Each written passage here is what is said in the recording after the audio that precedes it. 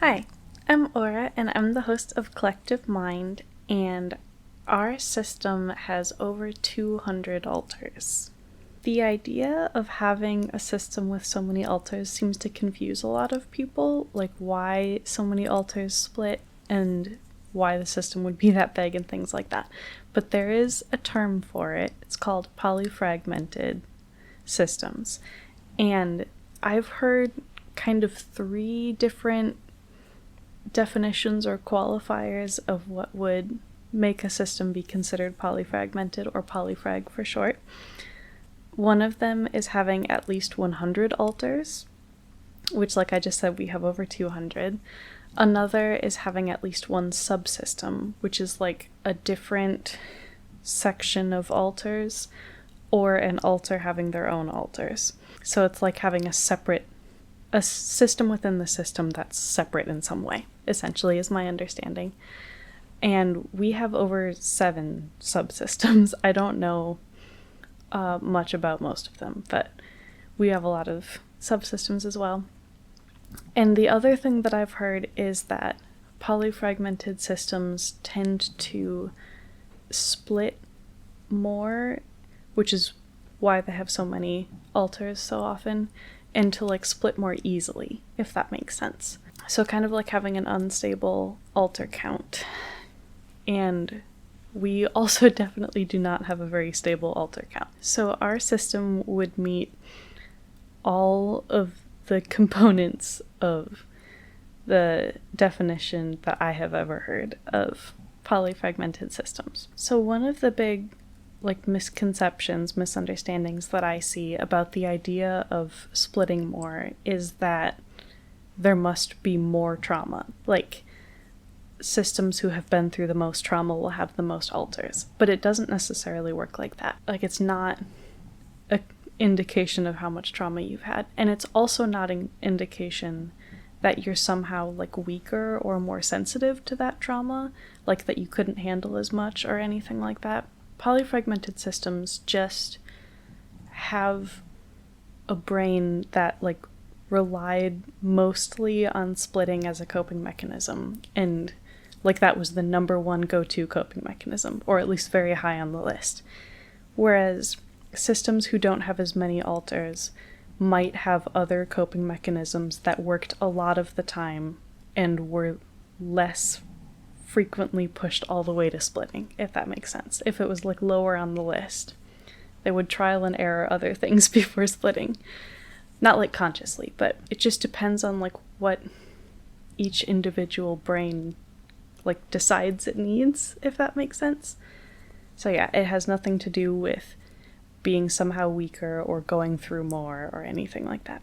So in our system, splitting would usually happen after the traumatic event was over, usually during flashbacks of that event. We think, looking back, that this was partly due to the fact that it would have been less safe for us to like split while things were happening, because like if the altar who ends up needing to split is fronting for that trauma event, it would be disruptive to them like being a protector in that moment, if that makes sense. So it was safer for our brain to split after the fact. But we also regularly had a lot of protectors who would be very dissociated from like emotions while things were happening, and then would deal with the emotions after the fact. So that was probably also part of it for us. Not all of our splits have been due to like outright trauma, though. It can also, at least for us, be from like long-term building stress, like getting to a breaking point.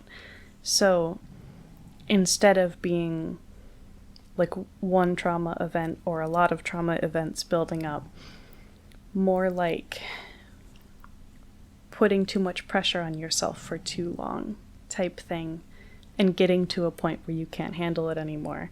And our brain just kind of deciding that it would be more doable to split that altar into at least 2 altars, so that it was at least 2 altars trying to handle that same workload.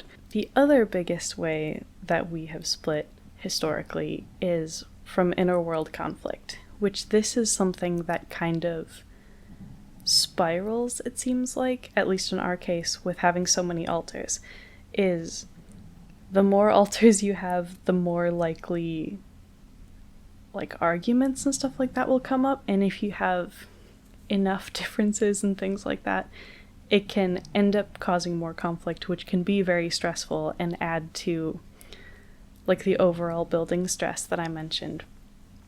But something that also doesn't get talked about all that much, at least that I see online, is that like alters in the inner world can be very cruel to each other. Like, obviously not all of them and not all of the time, but like the same types of things that people can do to each other in this external world, in a lot of systems, alters can do those types of things to each other in an inner world setting as well. So there is also like inner world trauma that caused or contributed to splits in our system's case. And for our system, some of those splits became like subsystem splits, and we have kind of two broad categories of subsystems that are like different enough that we kind of categorize them separately when we're thinking about our subsystems. So we have what we call the core subsystems. And these are alters who have been around in our system for a long time, who split their own subsystems. And these subsystems have like very regular front access. They're like a significant part of like the main area of our inner world. It was like very functional for us because the alters in those subsystems can often switch with each other very easily compared to other alters switching with each other in our system. That's not like 100% the case across the board, but it was partly in our case because there's much lower amnesia between the alters within those subsystems. And lower amnesia, at least for us, often means easier switching. A lot of these also formed like around one key area of, like one key role or one key type of experience or something like that. And the different alters in the subsystems mostly have just like different portions of the same memories.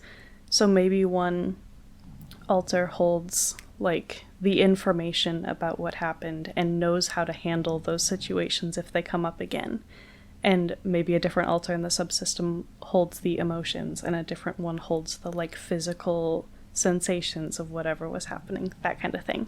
The other kind of subsystem that we have is much more separate from like the main area of our inner world and the alters who mainly spend time in the main area of our inner world and like frequent fronters.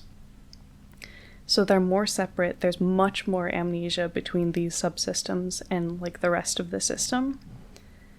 And they actually, in our case, often have their own gatekeepers in those subsystems as well.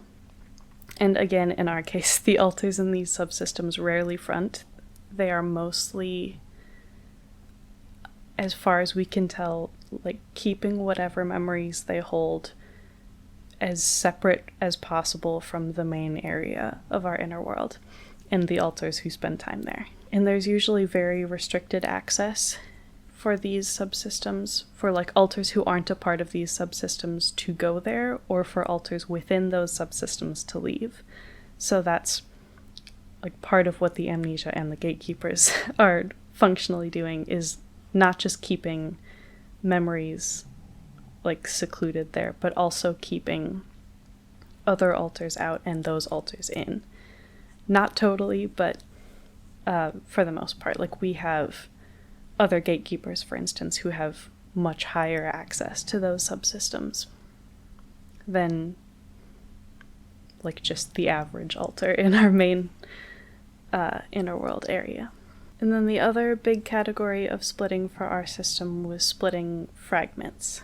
And a lot of the alters in those further away, like more secluded subsystems, in our case, are fragments. And by far, most of our fragments are trauma holders. I think it's more common for polyfragmented systems to have a lot of fragments. I think I've heard that before. Definitely true in our case. And like our idea of what a fragment is an alter that's essentially like more one-dimensional. Like they are very specific. They hold a very specific memory or do a very specific thing. And there isn't like a lot of complexity to them outside of that, if that makes sense. So like one common example for us is a fragment might split during a flashback to hold just that flashback memory. So like if reliving whatever the flashback was about was stressful enough to split that trauma holder who was having the flashback. But like in our case, especially protectors who are having flashbacks, a lot of times need to know how to handle situations that are similar to that in the future, or at least did in the past for us. So they couldn't really have, like it wouldn't have been as functional for us for that protector to not know about that type of trauma anymore. So one of the ways that that was handled in our system was that fragments would split to just hold the flashback. And that protector who actually experienced the trauma situation that the flashback was about would still know about what happened, but not necessarily be as emotionally connected to it. But this would also mean sometimes that the same event, like different flashbacks of the same event, could end up splitting off like multiple fragments. So it gets kind of complicated. And this is another category where, especially in our case, or at least in our case, fragments are much less likely to front.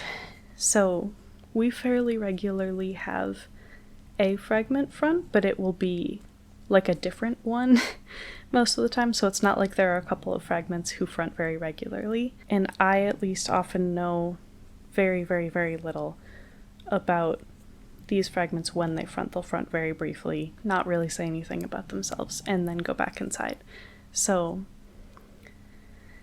yeah, I learn very little about them, and that also means that I don't really know how many of them I've met, because I don't know really if I'm like meeting the same one again, or if I haven't met that one before. And sometimes that's clearer than other times. If they, like for instance, if they clearly don't know who our partner system is, if they don't recognize them, that makes it much more likely that I haven't met them before, like officially since knowing about the system. But it's not always as clear as that, so yeah. That is a little bit about polyfragmented systems generally, and about what that experience is like for us, and what splitting is like for us, kind of. If you have any questions about it, feel free to leave comments or come over to Discord, and we have several channels specifically for questions on our Discord server, and one for talking about videos after they come up and that kind of thing. And if you're not on Discord already, the link is in the description.